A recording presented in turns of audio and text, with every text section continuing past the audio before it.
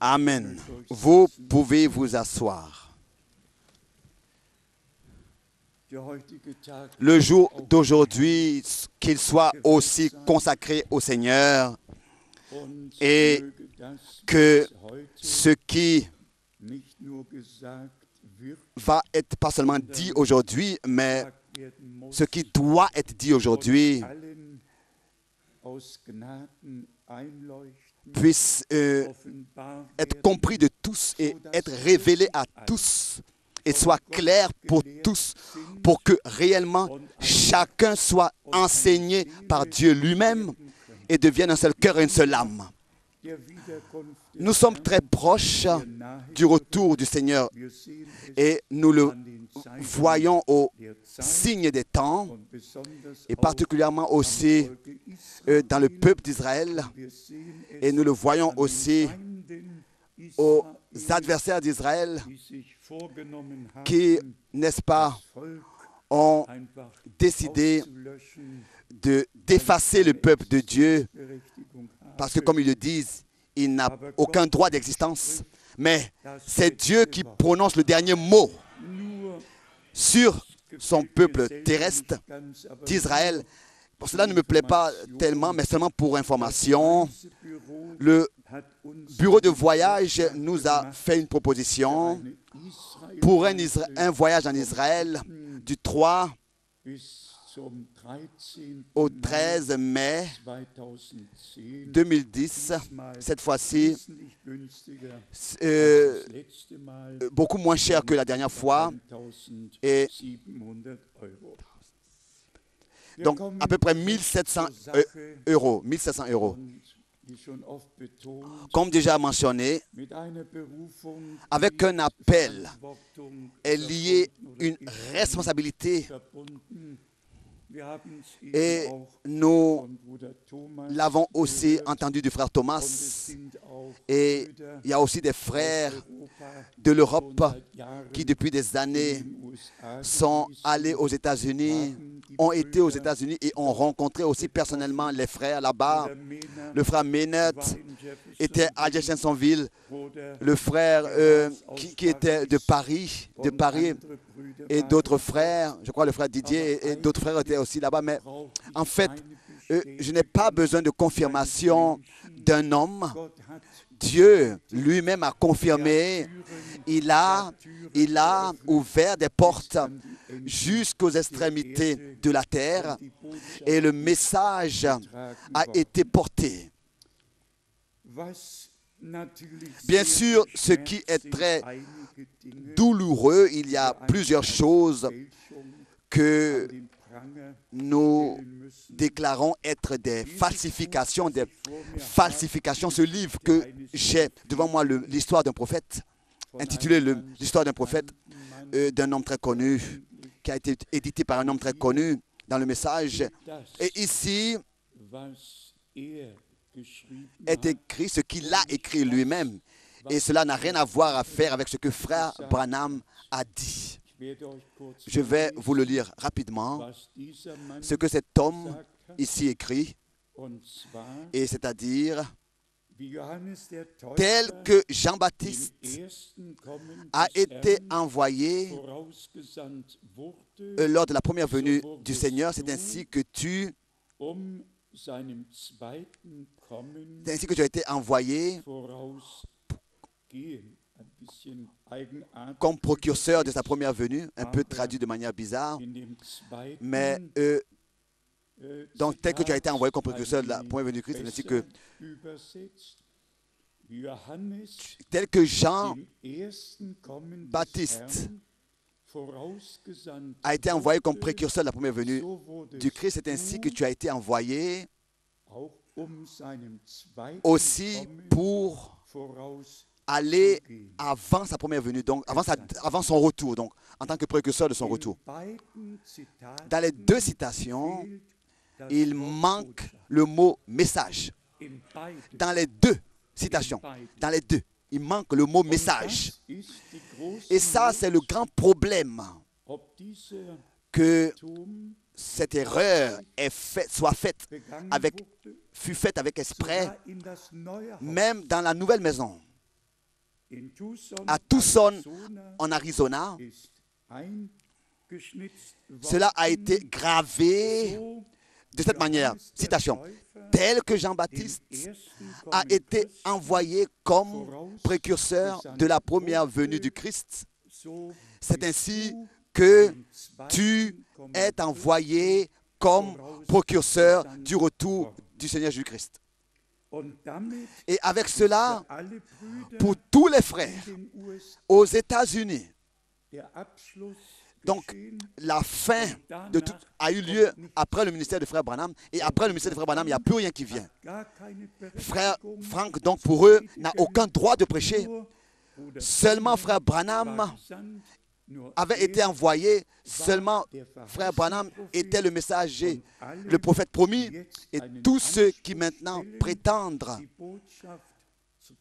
porter le message sont dans l'erreur et doivent être rejetés. Et ça, c'est la grande tragédie qui, depuis 30 ans, fait son parcours. Et c'est peut-être raison que tous les frères des États-Unis et aussi tous ceux qui sont sous leur influence se sont séparés de nous, ou alors ils prêchent seulement ce que Frère Branham a dit et l'interprètent, ou alors ils laissent les bandes magnétiques dans leur forme originale, telles qu'elles ont été apportées, et leur donnent leurs commentaires. Ce bien-aimé frère qui a écrit ce livre a ensuite eu l'insolence suivante et a écrit: il y en a certains qui croient que la voix a dit ton message sera précurseur du retour du Christ. J'ai souligné ça. Ici, il est écrit dans ce livre. Il y en a qui croient. Ça aurait été plus sincère s'il avait écrit. Il y en a un qui croit. Alors on aurait tout de suite su, n'est-ce pas, de qui il veut parler. Mais cette forme polie l'a obligé à dire qu'il y en a plusieurs qui croient que la voix a dit ton message, ou bien le message sera précurseur du retour du Christ. Nous sommes donné l'effort que chacun doit se donner. Nous avons tiré de l'Internet 16 citations de la bouche de Frère Branham lui-même devant moi, et chacun sur terre peut, n'est-ce pas, toucher peut donc utiliser l'Internet et se tirer des brochures de Frère Branham, les citations. Et 16 fois en relation avec ce que la voix a dit, Frère Branham a utilisé le mot message. En 1954, pour la première fois et pour la dernière fois, le 18 février 1965. 16 fois, 16 citations. Et dans chaque citation, je voudrais en lire 2 ou 3. Ici, il y a une citation de la bouche du Frère Branham lui-même qui semble être la plus importante. Vous savez, Frère Branham écoutait la voix qui lui disait « Regarde en haut, regarde en haut », alors qu'il était en train de baptiser la 7e personne. Et ici, il le dit, dans cette citation du 10 février 1960, je le lis, regarde en haut. Donc, lève la tête, lève la tête. Et alors que je levais la tête, cette lumière est descendue. Des hommes se sont évanouis. Des personnes se sont évanouies qui étaient présentes. Et la voix a ébranlé, a fait trembler toute la région. et a dit, tel que Jean-Baptiste a été envoyé comme précurseur de la première venue du Christ. C'est ainsi que le message qui t'a été confié sera un précurseur du retour du Christ. Et ensuite, frère Branham donne un complément et il dit, ce n'est pas que je sois le précurseur, mais le message serait précurseur. Donc, sera prêché avant le retour de Christ dans tout le monde entier, dans le monde entier. Vous pouvez le lire tous, avec une grande douleur, avec beaucoup de douleur. Je fais connaissance, je prends connaissance de tout ce qui est allé de travers, de tout ce que des frères ont osé vouloir faire et vouloir obligatoirement faire. Seulement quand Dieu t'appelle et t'envoie, c'est seulement alors qu'on doit s'occuper de ce que le Seigneur a dit, nous a dit. Encore une citation. Alors que je voulais baptiser la 7e personne, j'ai entendu quelque chose dire. Regarde, lève la tête. Et alors que je regardais là, je levais la tête. Cette colonne de feu est descendue du haut des cieux, directement sur moi, suspendue sur moi où je me tenais, et disait, tel que Jean-Baptiste a été envoyé comme précurseur du Christ. C'est ainsi que ton message sera précurseur du retour du Christ. Ça, ce n'est pas moi qui l'ai dit. Ça, c'est le Seigneur qui l'a dit de la nuée et de la colonne de feu. Qui sont ces frères qui osent dire quelque chose et prétendre quelque chose d'autre et de retenir le peuple éloigné de ce qui a été dit et de ce qui est prêché maintenant à l'Église. Je vais le lire, mais ce serait intéressant si tous vous puissiez recevoir les 16 citations originales de Frère Branham. Nous l'avons ici en anglais et en même temps en allemand d'une manière que on peut examiner et voir et si cela est exact ou pas et lire soi-même les citations. Je ne voudrais pas faire d'autres remarques, mais pour moi, tout cela est lié à une douleur immense et particulièrement après ces derniers 30 ans où tout est comme sous une malédiction, des divisions partout, de la discorde. Les uns suivent ce frère, les autres un autre. Et partout, il n'y a rien d'autre que du désordre. Et tous chantent, le Seigneur revient bientôt, alléluia. Et tous parlent du message et du messager. Et tous marchent dans leur propre voie et font ce qu'ils veulent, sans prendre part à ce que Dieu fait maintenant, en accord avec sa parole. Et ça, c'est la grande douleur que nous portons en nous. Cela, ça n'a pas encore suffi. Le 27 septembre en 1979, le même frère là, avec le frère Seuss, a écrit, a signé une lettre circulaire. Et dans cette lettre circulaire là, ils ont dit, puisque frère Frank continue à prêcher, est-ce que frère Frank doit continuer à prêcher? Est-ce qu'on doit encore lui donner la chair? Mais bien mes frères et sœurs, je le dis avec beaucoup de douleur. Je suis conscient que le retour du Seigneur Jésus-Christ est vraiment très proche, devant la porte. Et je me suis noté certaines choses, particulièrement aussi alors que frère Branham, le 19 mai 1962, disait, quand la ville de Berlin, qui est divisée, sera de nouveau unie et que l'Allemagne deviendra un pays réunifié, alors le royaume romain sera rétabli tel qu'il était du temps de notre Seigneur. Imaginez-vous cela, réfléchissez bien. Tous, n'est-ce pas, vous êtes de la génération jeune, mais le 13 août 1900 61, le mur de Berlin a été construit et il y avait eu des fils de fer, etc., qui avaient été faits. Et ça semblait être pour toujours que ce mur resterait comme ça. Et c'est seulement une année plus tard, après la construction du mur, que le prophète de Dieu dit que quand Berlin ne sera plus divisé et que l'Allemagne sera réunifiée, alors l'Europe sera de nouveau, apparaîtra de nouveau telle qu'elle était auparavant. Et quand nous regardons dans la prophétie du prophète Daniel, dans Daniel particulièrement le chapitre 2 et le chapitre 7, le 4e empire existera et il vient et toujours plus cela prend de l'ampleur. On remarque que l'Europe prend de l'ampleur. Nous avons 27 peuples, toute l'Europe est ainsi inclue dans cet empire.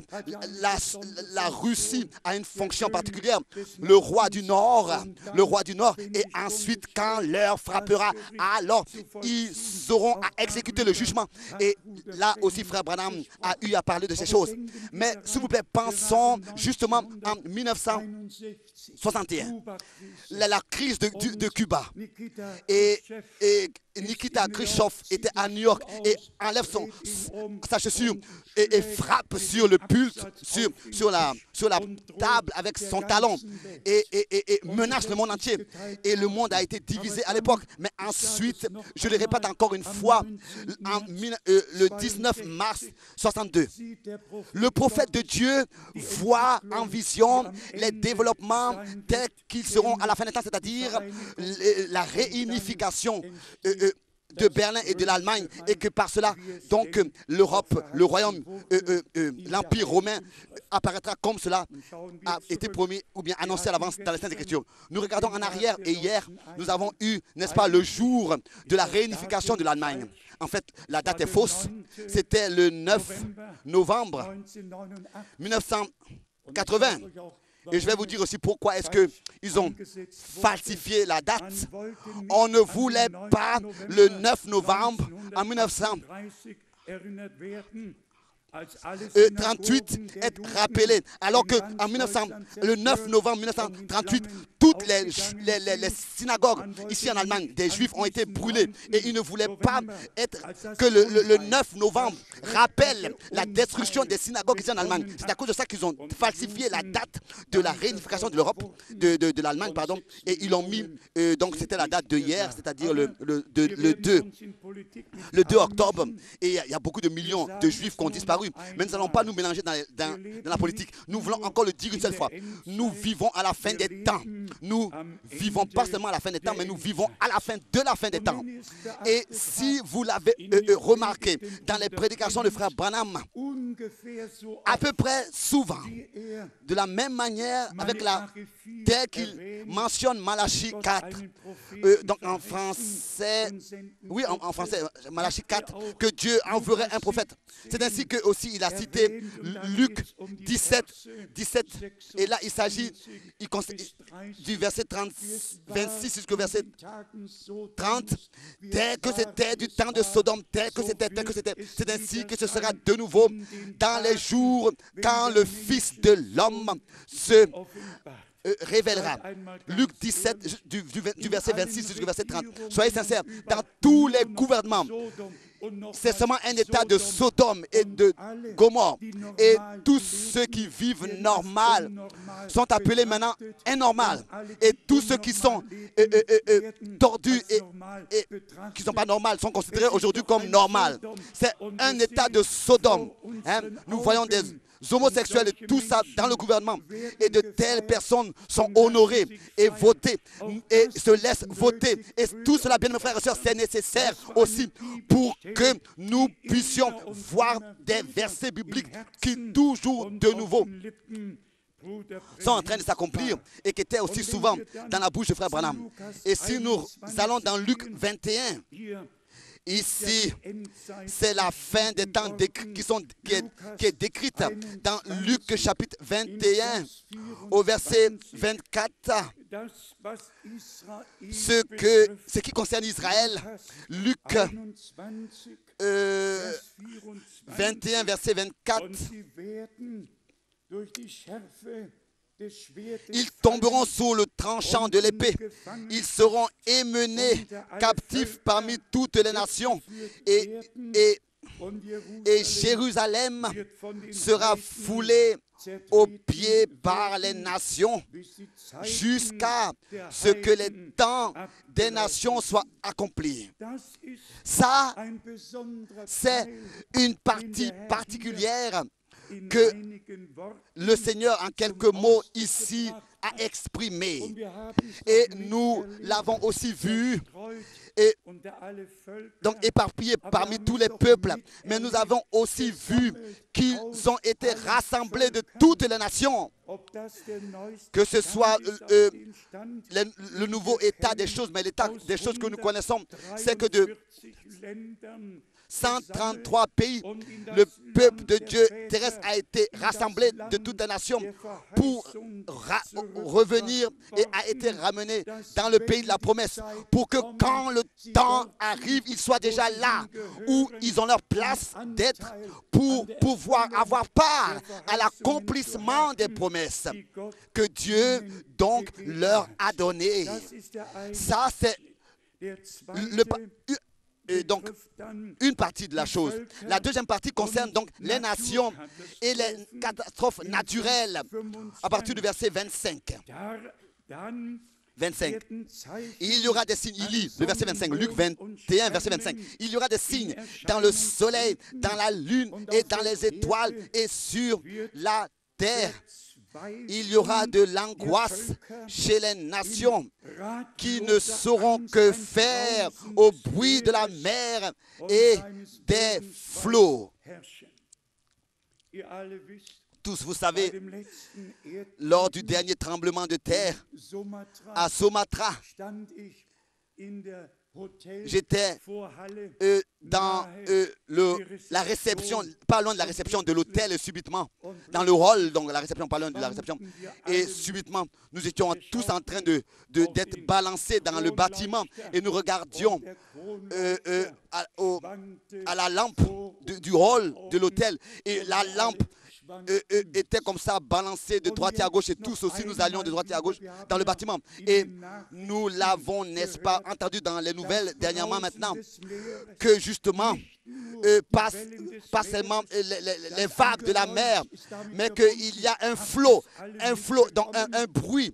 La mer est avec un bruit qui ne sauront que faire au bruit de la... Il est écrit ici au bruit de la mer et des flots. Et je n'ai pas beaucoup de temps pour écouter les nouvelles, mais dans les jours des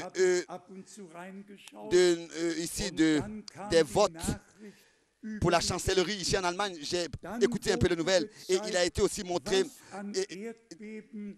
concernant les tremblements de terre et ils ont montré dans le dernier siècle combien de tremblements de terre ont eu lieu. En 1906, concernant Los Angeles, tous ces différents tremblements de terre ont été montrés de 1906 déjà et l'autre aussi, la côte appelée San Andreas. Comment est-ce que toujours plus elle fait que se séparer de la côte et en haut, ça commence vers Seattle et ça va jusqu'à vers San Francisco et Los Angeles. Ça va inclure tout.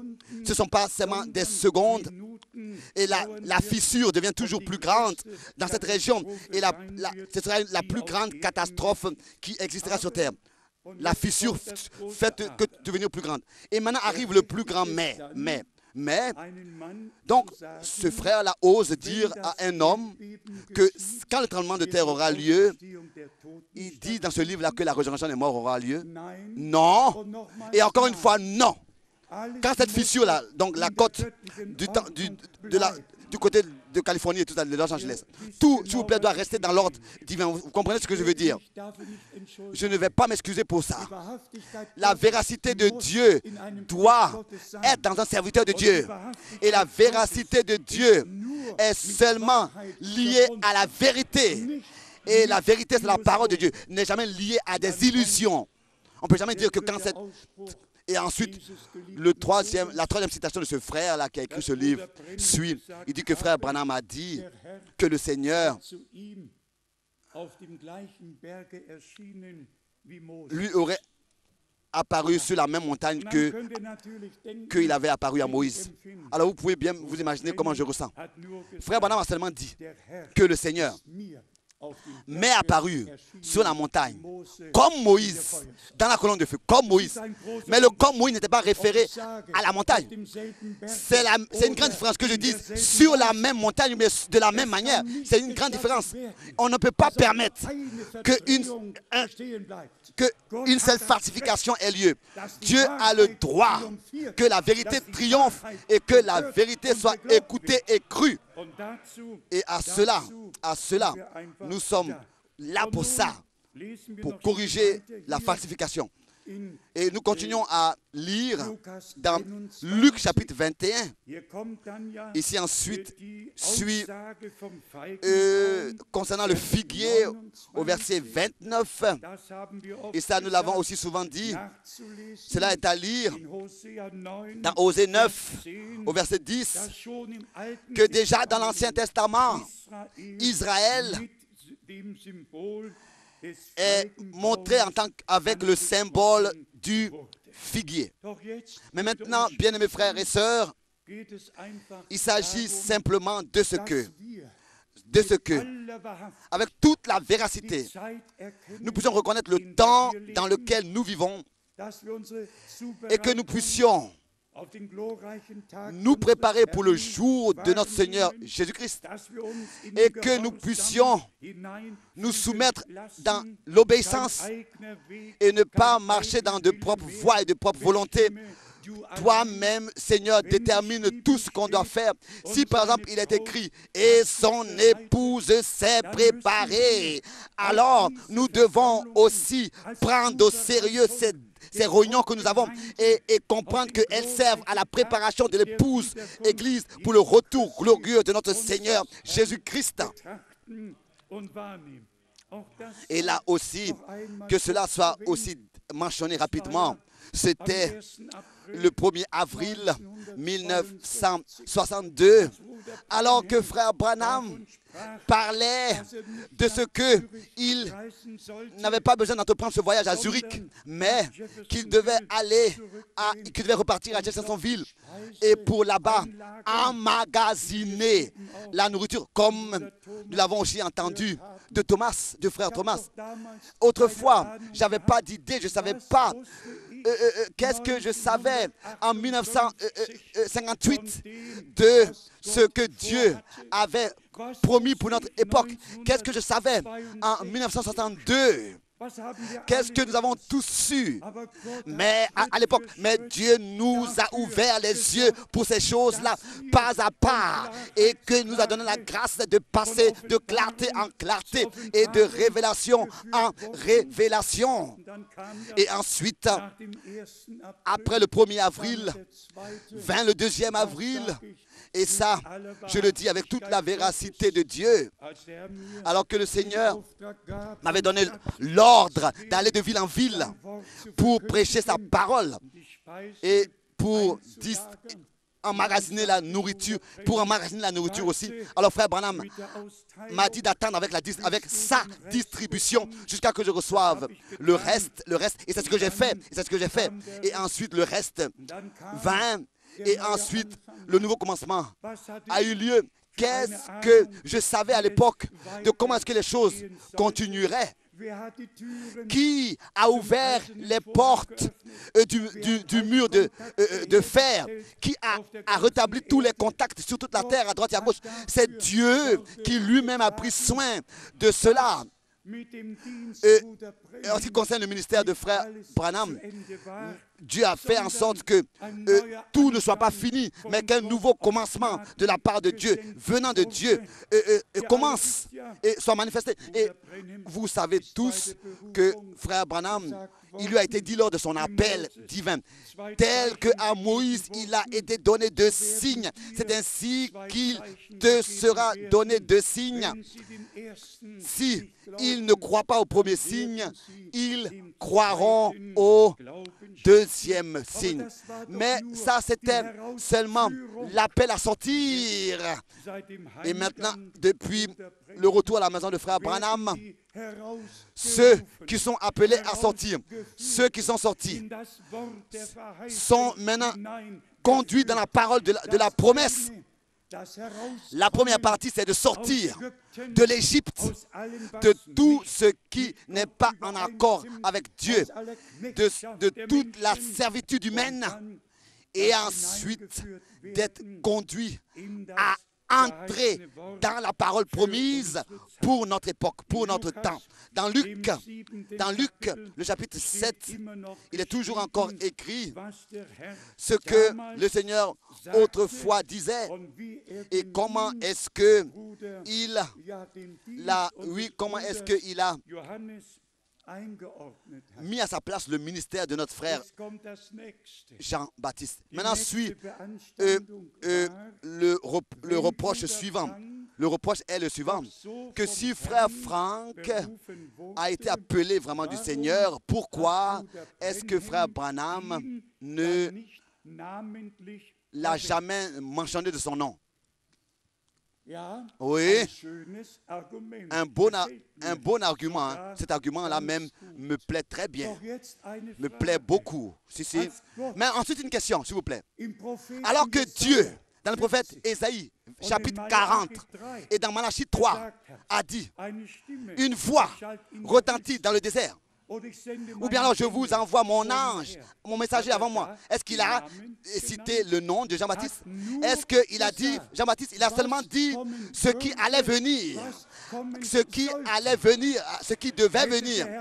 Si le Seigneur avait dit le nom, alors même tous les pharisiens, tout ça, auraient été obligés de croire Jean-Baptiste. Dieu n'oblige personne. Dieu, lui, il accorde sa parole et il la révèle. Et tous ceux qui sont de Dieu écoutent sa parole. La même chose nous concerne aussi dans Malachie 4 et Malachie 3. En allemand, verset 25, et en français, Malachie 4. Voici, je vous envoie le prophète Élie. Avant que le jour terrible et redoutable de l'Éternel vienne, imaginez-vous que là, il aurait été dit, je vous envoie Élie et son nom est William Marion Branham. Dans la Bible, imaginez-vous, tout aurait été obligé de croire ce que cet homme dit, si son nom était écrit dans la Bible. Non, Dieu n'oblige personne. Dieu, lui, il accomplit des promesses. Et si nous sommes enfants de la promesse, alors nous croyons les promesses et nous voyons leur accomplissement. Cela s'accomplit aussi ce que, ici dans Luc 7, à partir du verset 27 jusqu'au verset 30, nous lisons. Luc 7, verset 27, en relation avec Jean, c'est celui dont il est écrit. Voici, j'envoie mon messager devant ta face pour préparer ton chemin devant toi. Oui.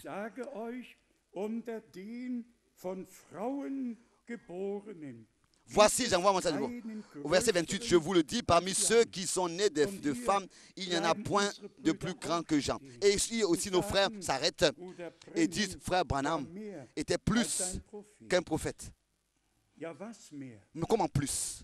Quoi plus? Les prophètes ont annoncé la parole, mais Jean-Baptiste, lui, il a fait le pont entre l'Ancien et le Nouveau Testament.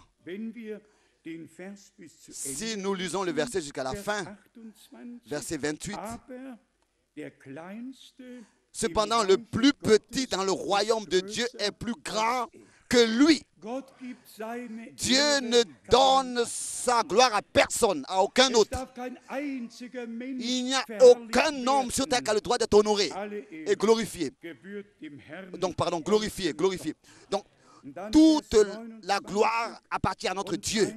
Ensuite, au verset 29 et 30, et tout le peuple qui l'a entendu, et même les publicains ont justifié Dieu en se faisant baptiser du baptême de Jean. Dieu n'avait même pas parlé ici de baptême. Il a seulement donné la promesse. Il ira devant moi, mon messager, devant ma face pour préparer mon chemin, devant moi. Mais comment est-ce que cette préparation-là du chemin allait avoir lieu? Ça, le Seigneur l'a sûrement révélé dans le temps de son accomplissement. Mais la chose la plus grave et la chose la plus triste suit au verset 30. Mais les pharisiens et les docteurs de la loi, en ne se faisant pas baptiser par lui, ont rendu nul à leur égard le dessein de Dieu.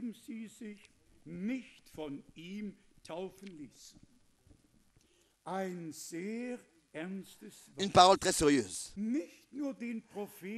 Pas seulement qu'ils aient rejeté le prophète ou bien alors le message, mais ils ont rendu nul le dessein de Dieu à leur égard.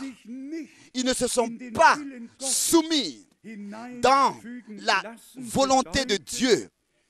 Et cela signifie ne pas se soumettre à la volonté de Dieu. Cela signifie rendre nul et rejeter le dessein de Dieu à son égard et continuer dans l'esprit religieux et dans sa religion. Et cela conduit à ce qu'on ne peut reconnaître le jour de la visitation de Dieu. Et disons les choses aujourd'hui de manière très claire, sans faisant mention à ma personne. Celui qui ne prend pas part à ce que Dieu, depuis 1966, fait sur terre, est un moqueur, est un homme qui donc contredit Dieu en face et qui pêche avec esprit. Et je vous demande, combien depuis 1965 auraient pu connaître la promesse d'un prophète, qu'un message, etc. Est-ce qu'il y en a un parmi nous avant 65, jusqu'à 1965, aurait pu comprendre qu'il y a un message promis dans la Bible et que le ministère de Frère Branham est dans la Bible promis pour l'Église qui? C'est seulement après 66 que le Seigneur a révélé cela. Et nous voyons la même chose partout. C'est seulement après le retour à la maison du messager de Dieu qui avait apporté le message que maintenant le message pouvait être apporté dans le monde entier. Et ça, c'est ce que Dieu a pris soin de faire avant. Et personne n'a besoin comme ça de fabriquer quelque chose avant que cela arrive. Non. Nous avons été placés dans l'œuvre de Dieu, dans ce que Dieu fait, pour avoir part à ce que Dieu fait. Ce n'est pas nous qui avons essayé de faire quelque chose. Et en regardant en arrière aujourd'hui, si nous savions tout déjà à l'avance, et regarde, tout un livre fait seulement parler de ce que le prophète a dit, de ce que le prophète a dit, de ce que le prophète a fait. Moi, je suis intéressé au livre de Dieu, la Bible, qui nous dit ce que Dieu a fait et ce que Dieu a promis et de ce que Dieu fait maintenant. Pas des livres qui parlent d'un homme et qui élèvent un homme et qui parlent de ce qu'il a dit et ce qu'il fait. Il ne s'agit pas d'élever un homme et de glorifier un homme. Ce n'est pas par cela que quelqu'un atteindra le but. Nous vivons maintenant dans l'heure de Dieu, dans laquelle Dieu nous ramène à lui et à sa parole. En fait, aujourd'hui, j'ai un sujet particulier sur le cœur et s'intitulait « La marque de la bête ». Et ce qui est lié à cela, le dernier dimanche à Zurich, j'ai seulement comme ça touché la surface. Dieu dans l'Ancien Testament a donné à son peuple une confession pour sa marche, une confession de foi venant de la bouche du Seigneur. Je voudrais rapidement mentionner cela, le temps passe très rapidement. Mais lisons ce que Dieu a dit. Dans Deutéronome, le chapitre 6, pour aussi ici, en cet endroit, devant la face de Dieu, considérer ce sujet et voir le contraire. Dans Deutéronome chapitre 6, à partir du verset 4. Deutéronome chapitre 6, verset 4. Écoute Israël, l'Éternel notre Dieu est le seul Éternel.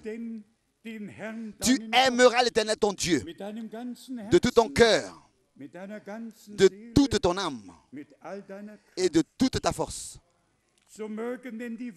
Et ces commandements que je te donne aujourd'hui seront dans ton cœur. Tu les inculqueras à tes enfants et tu en parleras quand tu seras dans ta maison, quand tu iras en voyage, quand tu te coucheras et quand tu te lèveras. Tu les liras comme un signe sur tes mains et ils seront comme des frontaux entre tes yeux.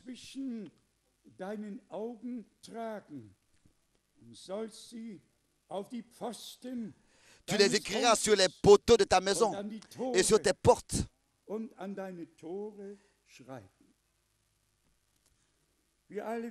Tous nous savons ce que c'est.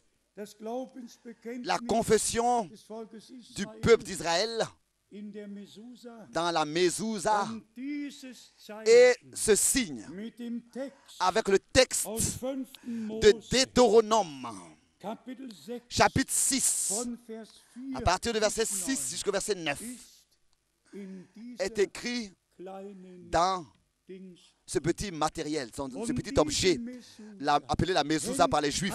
Et ce petit objet, la mezouza, avec le texte de la confession de foi juif, est à la porte de chaque hôtel. Il n'y a aucune maison en Israël. Même les athéistes et les communistes ont cet objet-là, la mezouza, à la droite des linteaux de leur porte. Et c'est ainsi que les Juifs en Pologne et dans tous les autres pays, particulièrement, ont pu être retrouvés parce que ce signe était à leur porte et cela les a trahis en fait. Mais ici, le prochain point devait être sur le front et sur la main. Et quand on considère toute la révélation, on constate que, justement,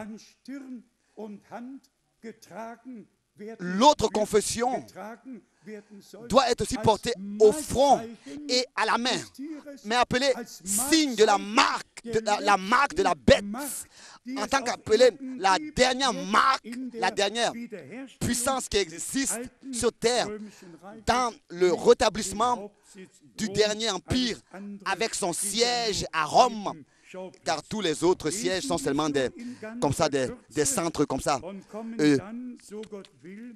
à côté. Mais lisons les différents versets. Donc, dans Apocalypse, nous voyons donc le contraire. D'un côté, la confession de foi juive de la bouche de l'Éternel et la marque de la bête qui doit être aussi sur le front et sur la main. Dans Apocalypse, chapitre 13, du verset 16 au verset 18. Apocalypse, chapitre 13, verset 16, du verset 13 au verset 18.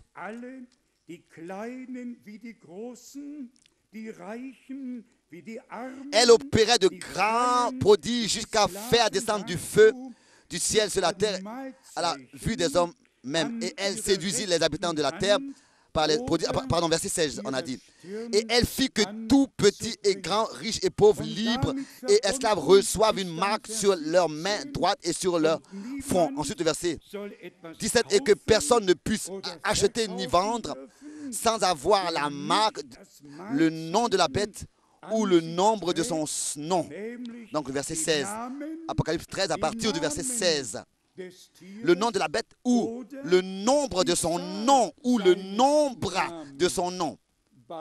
Les deux vont ensemble.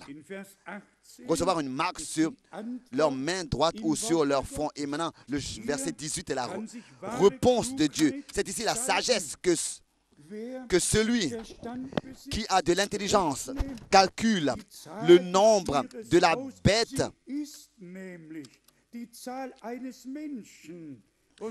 C'est ici la sagesse que celui qui a de l'intelligence calcule le nombre de la bête, car c'est un nombre d'hommes et son nombre est 666.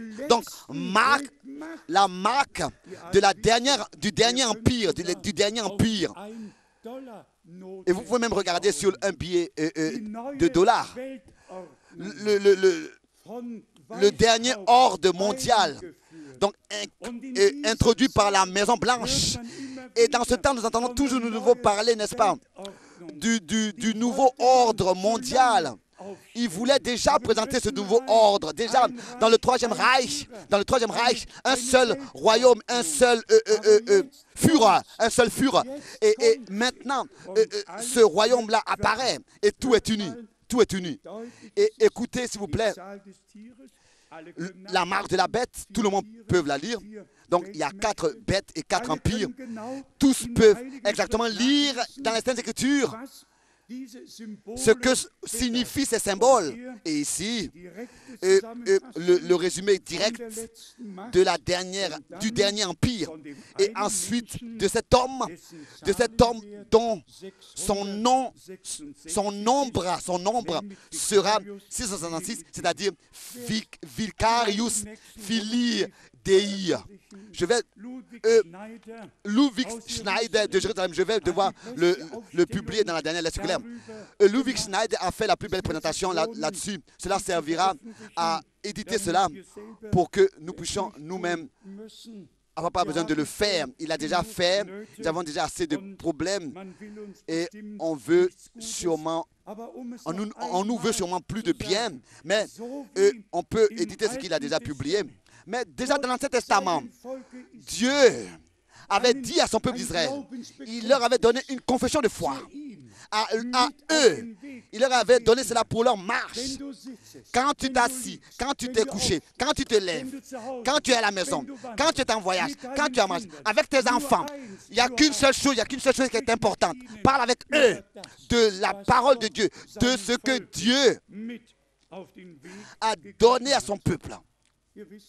Vous savez que j'ai lu aussi l'histoire de l'Église. Et encore une fois, et même parfois même pendant la nuit, jusqu'à dans la nuit. Et celui qui ensuite regarde dans l'histoire de l'Église, comment est-ce que la confession de foi dans la chrétienté a été formulée dans le christianisme? Et comment est-ce que tous dans le christianisme se sont donc jurés de garder cette confession de foi, soi-disant chrétienne. Et dans cette confession, il n'y a plus de traces de ce seul Dieu éternel, mais seulement, ils confessent en fait 3 personnes de la divinité. Ils confessent la Trinité. Donc, c'est tout à fait une autre confession. Donc, un Dieu qui est étranger et une confession qui est étrangère aux Saintes Écritures. Une confession qui ne confesse pas le seul Dieu éternel, mais 3 personnes de la divinité. Donc, la Trinité. Et on doit se demander et voir d'où sont venus tous ces gens-là qui se sont rassemblés à Nicée, qui ne connaissaient pas Dieu. Mais il y a une seule chose qui les a touchés tous. Ils avaient une ambition à tous, c'était de maudire le peuple d'Israël et de rejeter l'Ancien Testament et donc d'interpréter le Nouveau Testament. Ce n'était rien d'autre que des interprétations dans tous ces différents conciles dans le déroulement des âges. Et je le dis particulièrement avec mon ami frère Ménette. Nous avons, n'est-ce pas, dans beaucoup de dénominations eu accès. Et toujours de nouveau, la question a été posée. Est-ce que vous croyez à la confession nicéenne et chaldocienne? Est-ce que vous dites de la Trinité? et que vous vous confessez de la Trinité, même alors qu'il y avait eu, on voulait avoir une émission de télévision, justement, dans la première phrase, il était écrit, ils exigent, ou bien la condition pour qu'on puisse avoir une émission de télévision, c'est de confesser la confession du conseil de Nicée, du concile de Nicée. Et ensuite, ils disent ce que c'est que cette confession, c'est que Dieu, d'éternité en éternité, est constitué déjà de 3 personnes éternelles. Non, non, non. Un seul Dieu n'existe pas. Mais maintenant, tout repart à ce point. Il y a 9 églises de ces 200 ou bien 350 se sont déjà identifiées être pareils à Rome. Et bien-aimés amis, nous sommes très plus proches de la fin que nous l'imaginons ou bien que nous puissions le croire. Et tous, maintenant, vont recevoir la marque de la bête sur leurs mains et sur leur front. La confession de Nicée qui a été infiltrée dans le christianisme et qui est acceptée de tous, disant qu'il y a 3 éternel, 3 dieux éternels. Imaginez-vous que le Fils sera éternel, le Père éternel, le Saint-Esprit éternel. Père, donc la personne, le Père est une personne, Saint-Esprit est une personne, le Fils est une personne. Ce n'est rien d'autre qu'un blasphème. Et cela n'est pas écrit une seule fois dans la Bible. La Trinité n'est même pas écrite dans la Bible. Pas une seule fois, il est écrit dans la parole de Dieu. Dieu le Fils. Pas une seule fois, il est écrit dans la Bible. Dieu, le Saint-Esprit. Pas une seule fois. Pas une seule fois, il est écrit dans la Bible que Dieu, en tant que Père, a engendré déjà dans l'éternité le Fils et fait naître le Fils dans l'éternité déjà. Même ces pensées-là sont un blasphème. Comment est-ce que Dieu peut être Dieu en même temps, Père et Mère? Comment est-ce qu'il peut engendrer et faire naître? Tout cela vient du paganisme. Mais ces soi-disant chrétiens-là ont accepté cette confession de foi. Et je vous dis que le temps arrive, il est très proche, où tous vont être obligés d'accepter cet enseignement. D'accepter. Ils vont être obligés d'accepter et de confesser et d'accepter ça. Ou bien alors ils vont perdre le droit donc d'acheter, ou bien donc ils vont perdre le droit d'exister en tant qu'église ou bien église libre. Ils vont perdre leurs droits. Bien, mes frères et sœurs, je pourrais encore lire les différents versets bibliques d'Apocalypse 14. Lisons rapidement Apocalypse 14, verset 6 jusqu'au verset 13. Ici, nous allons sûrement pas lire tout, pas pouvoir lire tout. Apocalypse 14, verset 6. Je vis un autre ange qui volait au milieu du ciel. Il avait un évangile éternel pour l'annoncer aux habitants de la terre, à toute nation, à toute tribu, à toute langue et à tout peuple. Et ensuite, suit la description de ce que nous venons justement de considérer déjà. Verset 7. Il disait d'une voix forte, craignez Dieu et donnez-lui gloire, car l'heure de son jugement est venue. Et adorez celui qui a fait le ciel, la terre, la mer et les sources d'eau. Maintenant arrive un second, le verset 8, un second ange suivi en disant, elle est tombée, Babylone la grande, qui a abreuvé toutes les nations du vin de la fureur de sa débauche. Et tous ont été obligés d'être soumis à sa puissance. Et tous ont été abreuvés du vin de la fureur de sa débauche. Et cela est écrit dans Jérémie chapitre 51. Ils sont sous. Ensuite le verset 9. Et un troisième ange les suivit en disant d'une voix forte, si quelqu'un adore la bête et son image, et reçoit une marque sur son front ou sur sa main, il boira lui aussi du vin de la fureur de Dieu, versé sans mélange dans la coupe de sa colère. Et il sera tourmenté dans le feu et le soufre devant les saints anges et devant l'agneau. Et ensuite, et la fumée de leur tourment monte au siècle des siècles, etc. Ensuite, le verset 12. C'est ici la persévérance des saints qui gardent les commandements de Dieu et la foi de Jésus.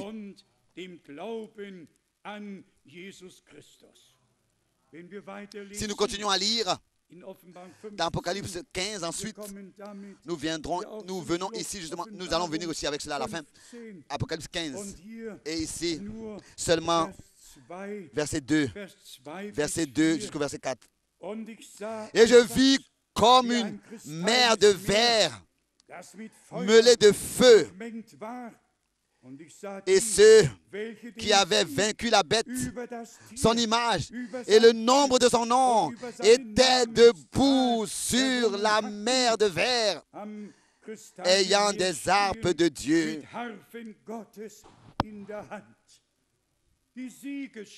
Le troupeau des vainqueurs qui n'ont pas marché sur le chemin large et qui n'ont pas reçu la marque de la bête sur leur front et sur leurs mains, mais qui sont restés dans la parole de Dieu et qui ont été scellés du Saint-Esprit. Et ensuite, cela continue au verset 3 pour nous montrer que tout cela est résumé, et tout cela sont résumés des nations. Donc tout cela vient des nations et aussi d'Israël.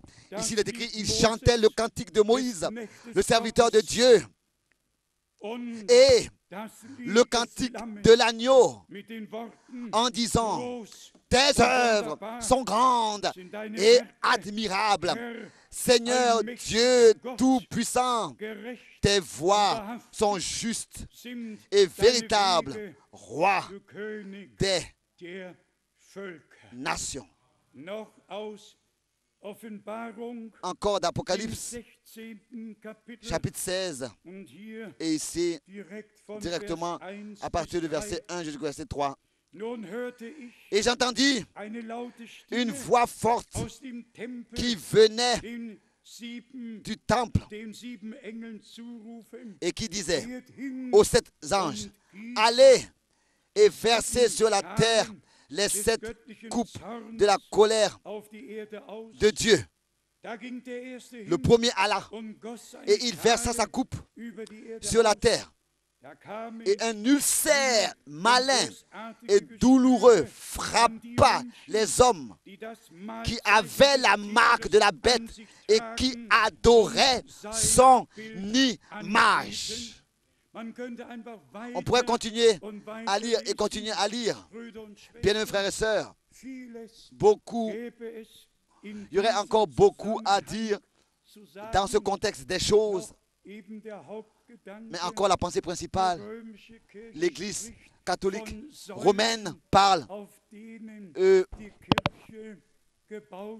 de piliers sur lesquels l'Église est fondée. Et le premier pilier, c'est la confession de la Trinité.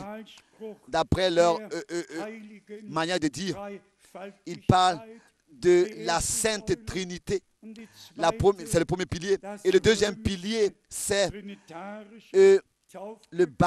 la confession du baptême trinitaire romain, donc de l'Église romaine. Et ils disent que, vous savez quoi, on doit en fait aller comme Samson et avec une main saisir l'un des piliers et avec l'autre main saisir l'autre pilier pour que tout s'écroule. Je n'ai aucun choix.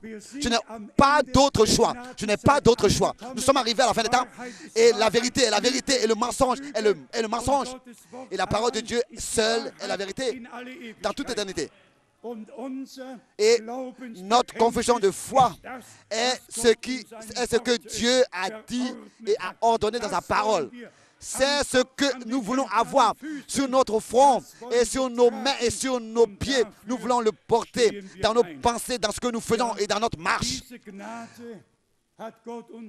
C'est ce que notre Dieu nous a accordé comme grâce. Et maintenant, sur cette pensée, si Dieu n'avait pas envoyé un prophète, alors moi, je n'aurais pas su tout cela premièrement, et vous non plus. Et personne n'aurait su toutes ces choses. Dieu, dans notre temps, devait envoyer un prophète pour justement nous accorder l'introduction dans la partie prophétique de l'histoire du salut par la grâce de Dieu. Et cela a eu lieu justement par le ministère de Frère Branham. Et nous profitons juste, n'est-ce pas, de cela, tel que nous profitons aussi du ministère de Paul aujourd'hui encore. Nous profitons du ministère de Pierre jusqu'aujourd'hui encore. Nous profitons du ministère des apôtres et des prophètes. Et nous faisons qu'en tirer de la bénédiction et de la bénédiction, comme aussi du ministère de Frère Branham. Mais toute l'honneur et toute la gloire est apportée seulement à notre Seigneur et notre Dieu. Nous croyons par conviction que ce seul Dieu éternel, en dehors duquel il n'y a aucun autre Dieu et il n'y aura aucun autre Dieu dans toute éternité. Ce seul Dieu éternel pour accomplir son propre dessein du salut au ciel, en tant que notre Père, sur terre, dans son Fils seul engendré par lui, et en nous par le Saint-Esprit. Il s'est révélé. Et nous avons ainsi reçu l'adoption. Et nous remercions Dieu pour cela. Nous n'avons rien à faire avec la philosophie de laquelle Paul nous exhorte à nous éloigner. Mais nous avons affaire à l'accomplissement du dessein du salut de notre Dieu. Et pour cela, nous devrions lire Romains 8. Et nous avons encore une remarque à faire pour tous les frères qui contredisent le Seigneur et disent que Apocalypse 10 est déjà accompli et est derrière nous.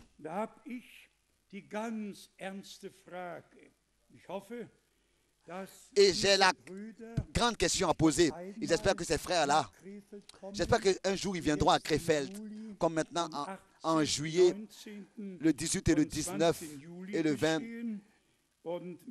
juillet. Et tel que cela s'est passé, ils sont venus ici en juillet et ils ne m'ont même pas appelé. Mais j'aimerais qu'il y ait un entretien avec eux. J'aimerais qu'ils viennent et qu'il y ait un entretien avec eux. Et ma question à eux, ils prétendent que Apocalypse 10, c'est-à-dire ce qui se passe maintenant, que le septième ange de trompette, comme ils disent, ma question, est-ce que le septième ange de trompette a déjà sonné la trompette? S'il a sonné la trompette comme ils le prétendent, est-ce que même ce que le premier ange de trompette quand il sonnera la trompette, ce qui va s'accomplir, est-ce que c'est déjà accompli? Non.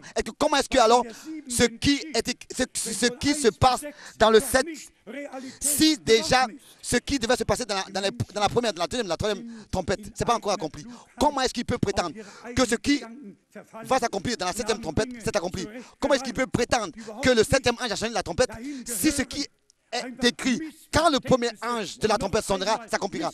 Comment est-ce qu'ils peuvent prétendre de telles choses? Ce sont seulement des incompréhensions. On doit vraiment éclaircir ces choses.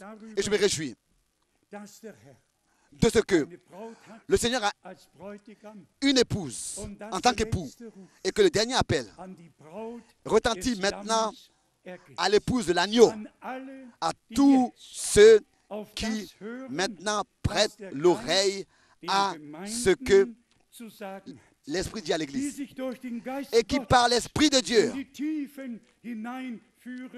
se laisse conduire dans les profondeurs de la parole de Dieu. Et s'il vous plaît, recevez ça dans votre cœur.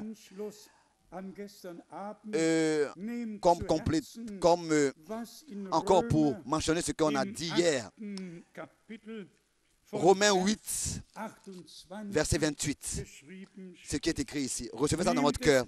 Recevez cela dans votre cœur, dans vos cœurs. Cela vous appartient. Cela vous appartient. Cela est adressé à vous tous.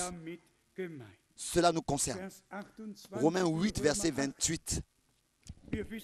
Nous savons du reste que toutes choses concourent au bien de ceux qui aiment Dieu, de ceux qui sont appelés selon son dessein. Bien-aimés frères et sœurs, que tu le comprennes ou pas, Dieu, lui, il sait. Et la fin sera bien.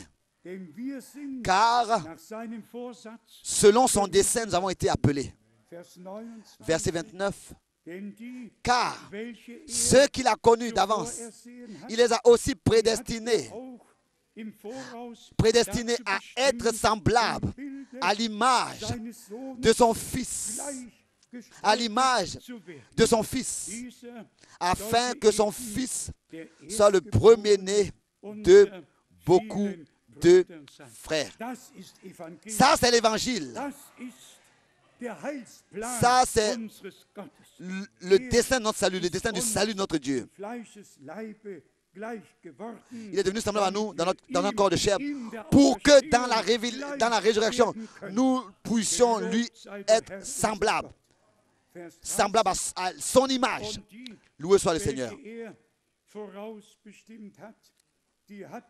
Car ceux qu'il a connus d'avance, il les a aussi prédestinés à être semblables à l'image de son Fils, afin que son Fils soit le premier-né de beaucoup de frères. Maintenant, le verset 30. Et ceux qu'il a prédestinés, il les a aussi appelés. Et ceux qu'il a appelés, il les a aussi justifiés.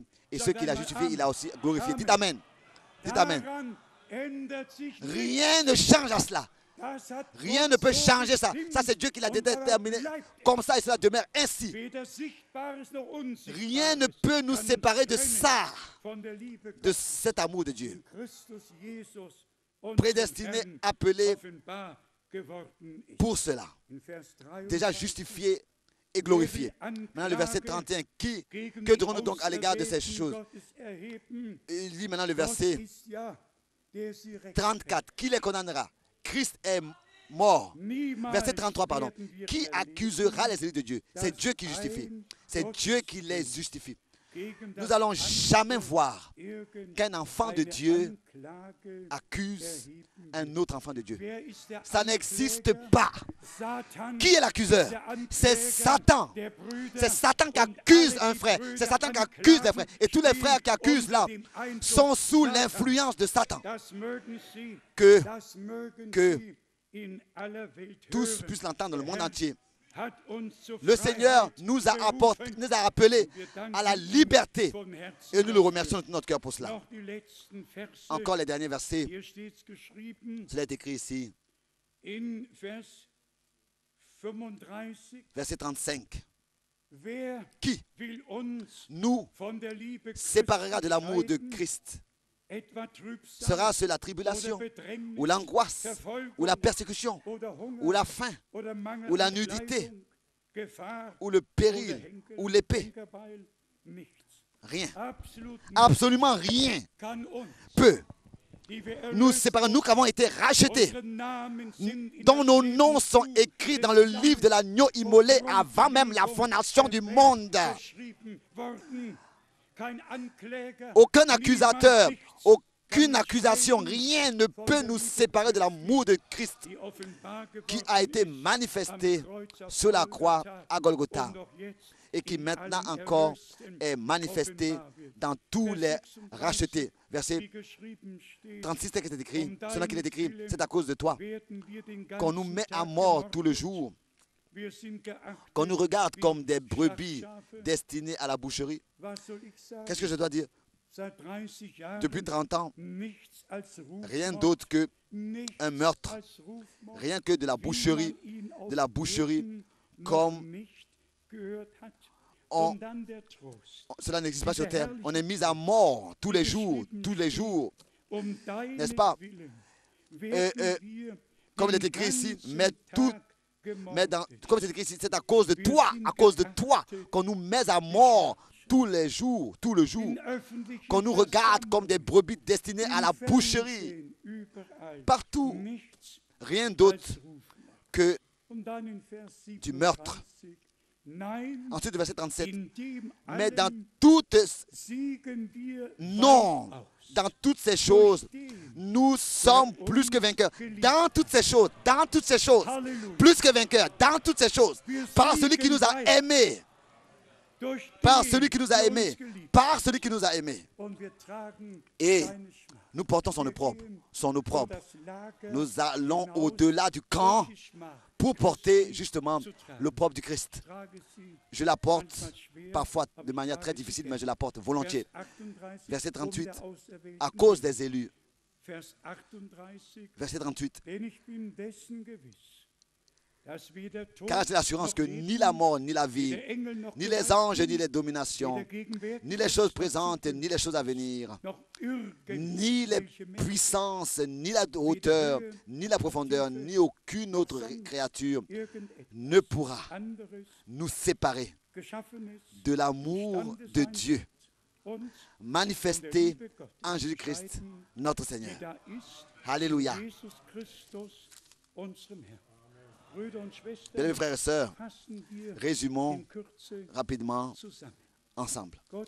Dieu le Seigneur a voulu les choses ainsi, a conduit les choses ainsi, qu'à la fin du temps de la grâce, nous puissions entendre parler de ce que Dieu a promis et entendre et avoir part et pouvoir avoir part à ce que Dieu fait maintenant.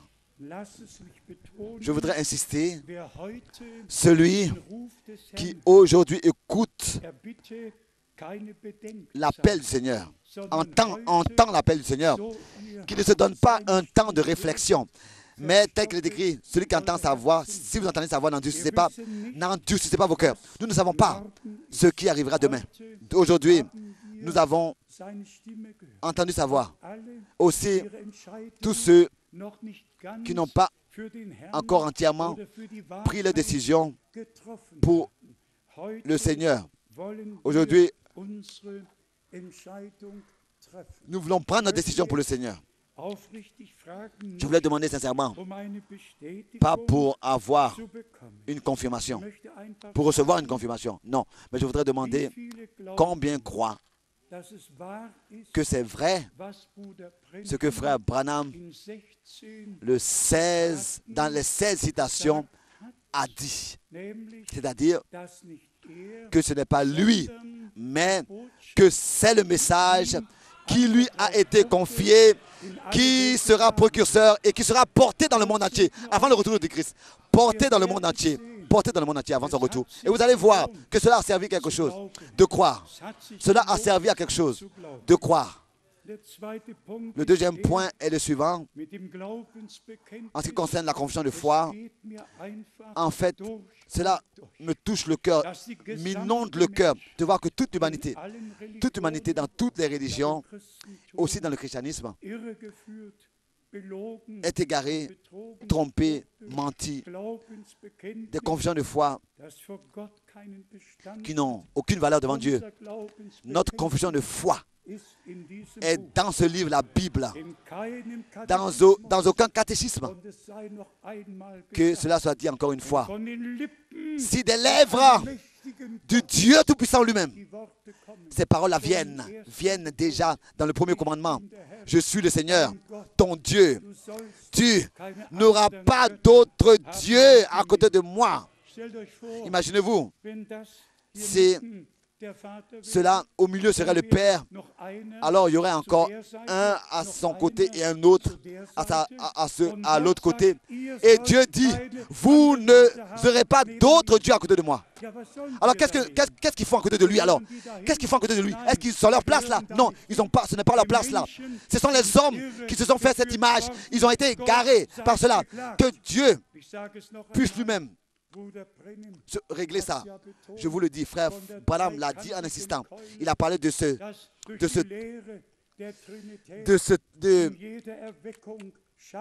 de cet instrument-là, n'est-ce pas, avec trois bouts, et que lors de chaque réveil, l'Église a été frappée par ça. Un instrument à trois bouts, Et maintenant, cela doit être dit. Combien sont prêts à accepter seulement la confession de foi biblique, à défendre la confession de foi biblique, à la croire et à la défendre? Amen. Amen. Tout le reste, nous le remettons à Dieu. Nous n'allons pas pécher.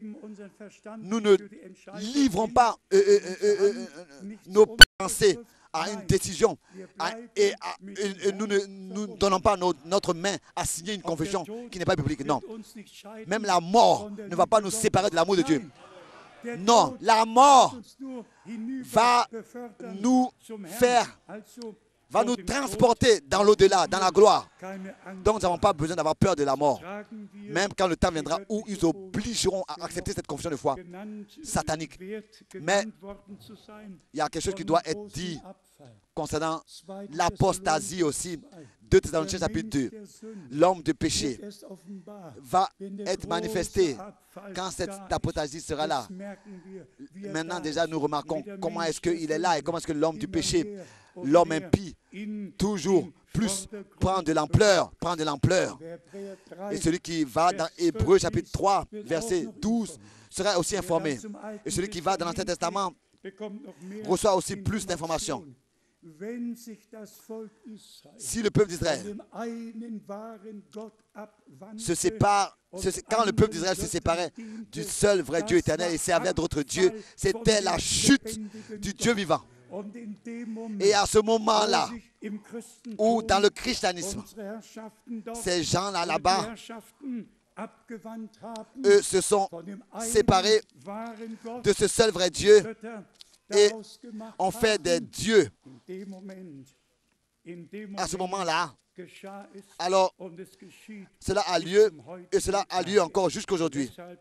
C'est ainsi que c'est la chute du peuple de Dieu, de se séparer du seul vrai Dieu éternel. Alors mes bien-aimés frères et sœurs, nous voulons remercier Dieu pour le ministère de tous les prophètes, le ministère de tous les apôtres, pour l'Ancien et le Nouveau Testament, et pour l'harmonie que nous y trouvons. Et nous remercions Dieu pour le ministère de Frère Branham, qui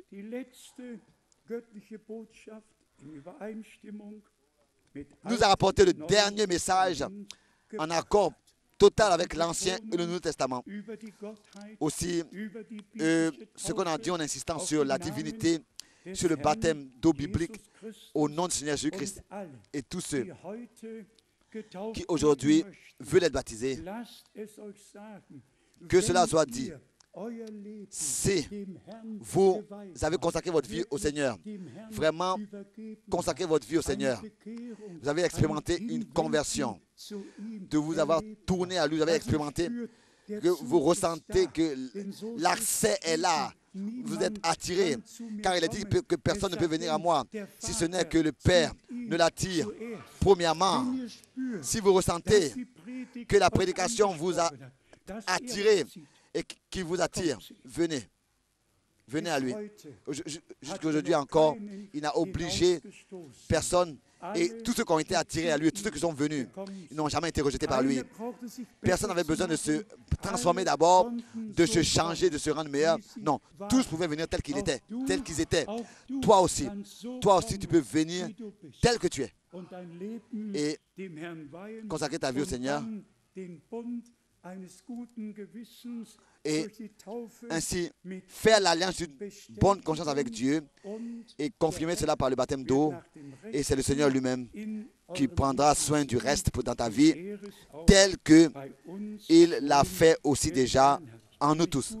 Je peux bien me rappeler, et ça je le dis encore rapidement, alors que nous avions reçu les premières prédications de Frère Branham et que nous avions commencé à les traduire. Vous savez, mon papa était aussi prédicateur.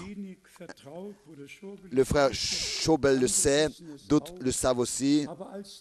Mais quand le sujet du baptême vint, alors il disait, si cela est écrit dans la Bible, alors que cela ait lieu, je le crois. Et lors du premier baptême à Krefeld, dans la piscine de la commune, dans la Gerberstrasse, la rue Gerber, j'ai baptisé 17 personnes et mon père aussi et ma mère. Je les ai baptisés aussi. Ils appartenaient aux premières personnes qui ont été baptisées ici à Krefeld, aux premiers qui ont accepté la correction concernant le baptême biblique et ils ont reçu cela révélé par le Seigneur. Bien-aimés frères et bien-aimées sœurs, c'est la grâce. C'est la grâce que Dieu parle avec nous. C'est la grâce qui nous révèle sa parole et sa volonté. C'est sa grâce que nous ayons la crainte dans notre cœur et que nous puissions suivre le Seigneur. Êtes-vous heureux d'appartenir aux élus? Acceptez toute l'opprobre, tout l'opprobre du Christ. Acceptez mon opprobre, apportez mon opprobre, apportez, n'est-ce pas? Je l'apporte et portez-la avec moi pour que tous ensemble nous puissions contempler la gloire. Simplement portez, priez les uns pour les autres et allez de l'avant. Et vous aussi, en Italie, bien mes frères et sœurs, allez de l'avant avec le Seigneur. Dieu rendra toutes choses merveilleuses dans tous les peuples, les langues et les nations. Avec vous à Paris, avec vous en France, en Belgique, partout à Bruxelles, Dieu réglera lui-même toutes choses partout dans toute l'Europe et dans le monde entier. À la fin, il y aura une église épouse qui apparaîtra sans tache, sans ride, irréprochable. Elle sera qu'un seul cœur, qu'une seule âme. Tous les croyants seront sous la conduite directe du Saint-Esprit, rachetés par le sang de l'agneau, conduits par le Saint-Esprit, un seul cœur et une seule âme, dans l'harmonie divine les uns avec les autres. Au Seigneur notre Dieu soit l'honneur aussi pour ce jour décisif. C'est un jour décisif, pas seulement pour nous ici, mais pour le monde entier. Pour le monde entier. Et que Dieu puisse accorder sa grâce. Que sa victoire soit manifestée. Et que tout le peuple dise Amen, Alléluia. Et que tout le peuple dise Amen. Nous nous levons pour la prière. Je ne sais pas si les deux sœurs ont encore un cantique qui s'ajuste. Je le dis encore. Seulement cela pour votre information. J'ai devant moi la lettre circulaire de décembre 2006. Et ici, nous avons une photo de la table de brochure en Suisse où toutes les prédications de Frère Branham sont décrites, sont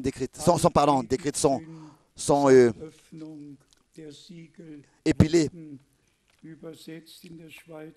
Et en Suisse, à Zurich, on le voit mieux. Donc la table avec toutes les brochures là-dessus. Et il était donc nécessaire, et que c'était nécessaire que quelqu'un encore traduise en Suisse, que quelqu'un traduise en Allemagne, et que c'était nécessaire.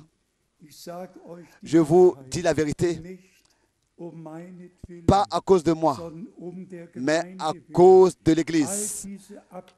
Toutes ces déviations-là, toutes ces choses faites par des frères comme ça doivent arrêter, doivent cesser.